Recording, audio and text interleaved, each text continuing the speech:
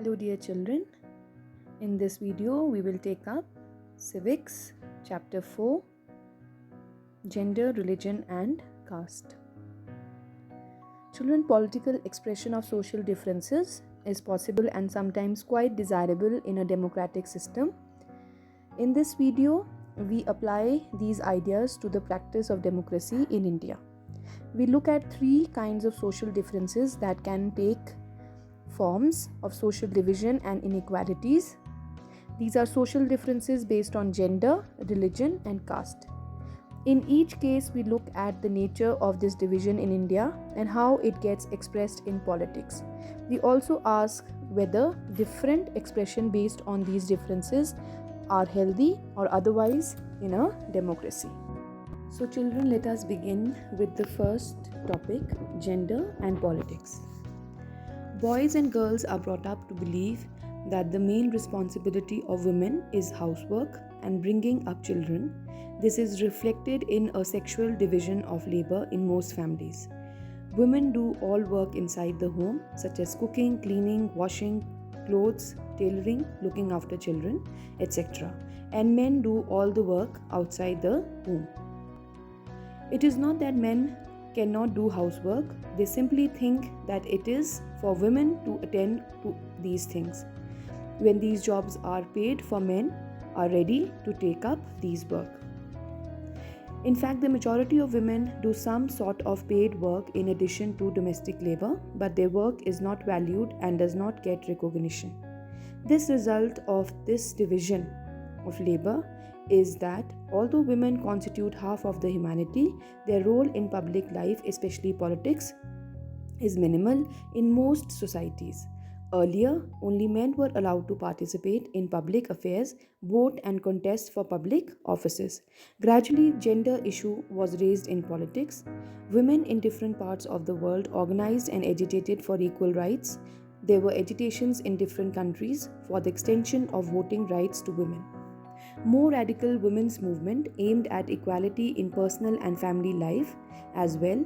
These movements are called feminist movements. In our country, women still lag behind men despite some improvements since independence.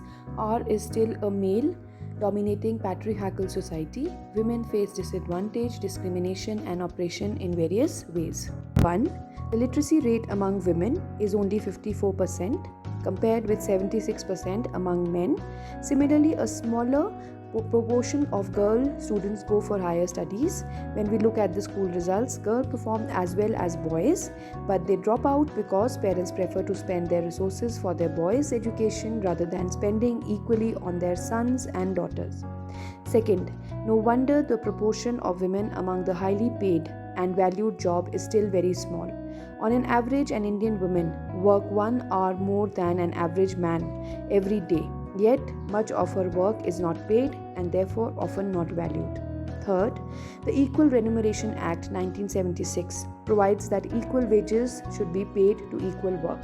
However, in almost all areas of work, from sports and cinema to factories and fields, women are paid less than men, even when both do exactly the same work. Fourth, in many parts of India, parents prefer to have son and find ways to have the girl child aborted before she is born. The gender ratio, that is the number of girl children per 1,000 boys in our country, is up to 927 and has also gone down to 850 or even 800 in some places. Fifth, there are reports of various kinds of harassments, exploitation and violence against women. Urban areas have become particularly unsafe for women. They are not safe even within their own home from beating, harassment and other forms of domestic violence.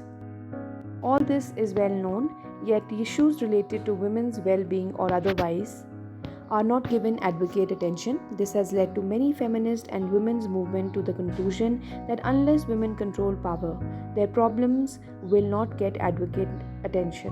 One way to ensure this is to have more women as elected representation.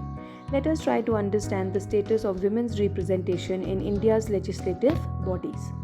In India, the proportion of women in legislature has been very low. For example, the percentage of elected women members in Lok Sabha has crossed 10% of its total strength for the first time in 2009. Their share in the state legislative assembly is less than 5%. In this respect, India is among the bottom group of nations in the world.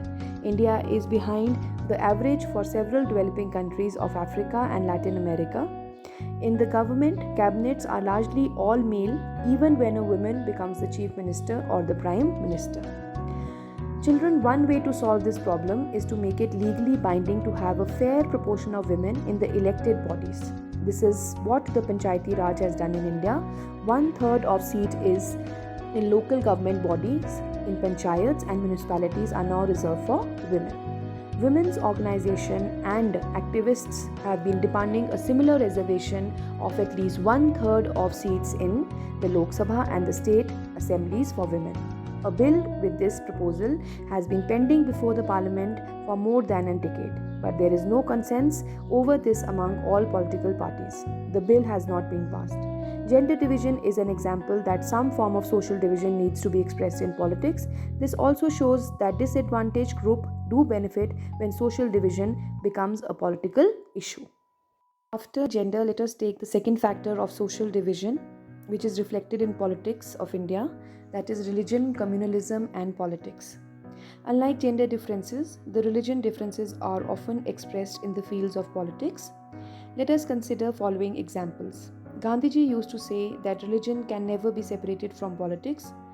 What he meant by religion was not any particular religion like Hinduism or Islam, but moral values that inform all religions. He believed that politics must be guided by ethics drawn from religion. Many human rights groups in our country have argued that most of the victims of communal rights in our country are people from religious minorities. They have demanded that government takes steps to protect religious minorities. Thirdly, women's movement have argued that family laws of all religions discriminate against women, so they have demanded that government should change these laws to make them more equitable. All these instances involve a relationship between religion and politics. Ideas, ideals, and values drawn from different religions can and perhaps should be playing a very important role in politics.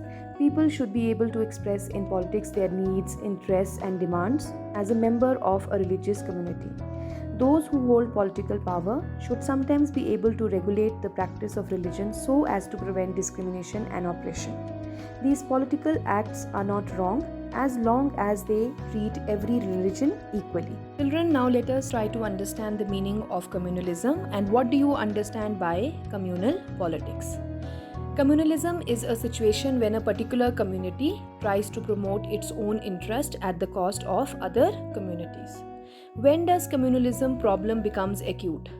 Number one, religion is seen as the basis of nation. When one religion and its followers are discriminated by others. Third, when people start believing that beliefs of their religion is superior than other religions. Fourth, when the state power is used to establish domination of one religion over the other. The manner of using religion in politics is communal politics. Communal politics is based on ideas that religion is the principal basis of social community. Their fundamental interests should be same.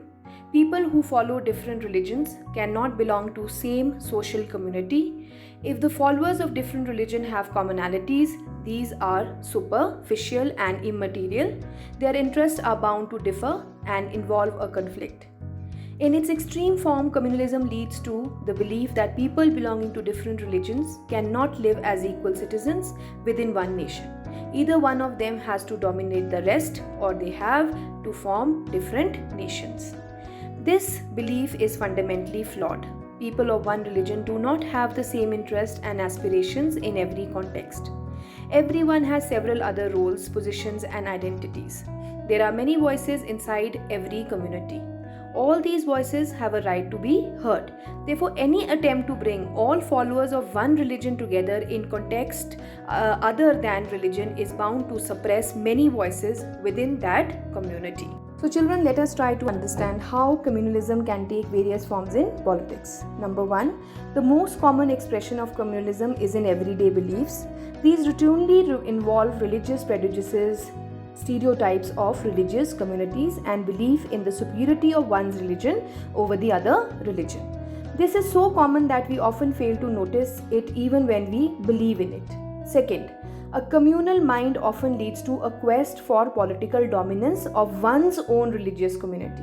For those belonging to majority community, this takes the form of majoritarian dominance. For those belonging to minority community, it takes the form of desire to form a separate political unit. Next, political mobilization of religious line is another frequent form of communalism. This involves the use of sacred symbols, religious leaders, emotional appeal, and plain fear in order to bring the followers of one religion together in the political arena. In electoral politics, this is often seen when special appeals to the interest or emotions of voters is made over one religion to the preference of the other religion. Last, sometimes communalism takes its most ugly form of communal violence, riots and massacre. India and Pakistan suffered some of the worst communal riots at the time of the partition. The post-independence period has also seen large-scale communal violence. So children, after understanding how communalism can take various forms in politics, we can say that communalism was and continues to be one of the major challenges to the democracy in our country. The makers of our constitution were aware of this challenge. That is why they chose the model of a secular state. This choice was reflected in several constitutional provisions. Number 1, there is no official religion for the Indian state. Unlike the status of Buddhism in Sri Lanka, that of Islam in Pakistan, and that of Christianity in England, our constitution does not give a special status to any religion. Secondly, the constitution provides to all individuals and communities freedom to profess, practice and propagate any religion or not to follow any. Third, the constitution prohibits discrimination on the grounds of religion. Fourth, at the same time, the constitution allows the state to intervene in the matters of religion in order to ensure equality within religious communities. For example, it bans untouchability. So secularism is not just an ideology of some parties or persons. This idea constitutes one of the foundations of our country. Communalism should not be seen as a threat to some people in India. It threatens the very idea of India. That is why communalism needs to be combated. A secular constitution like ours is necessary but not sufficient to combat communalism. Therefore, we can conclude that communalism, prejudices and propaganda need to be countered in everyday life, and religion-based mobilization needs to be countered in the arena of politics. With this, we end the video and conclude the first part of the chapter Gender, Religion and Caste. Thank you and God bless you. Please take care of yourselves.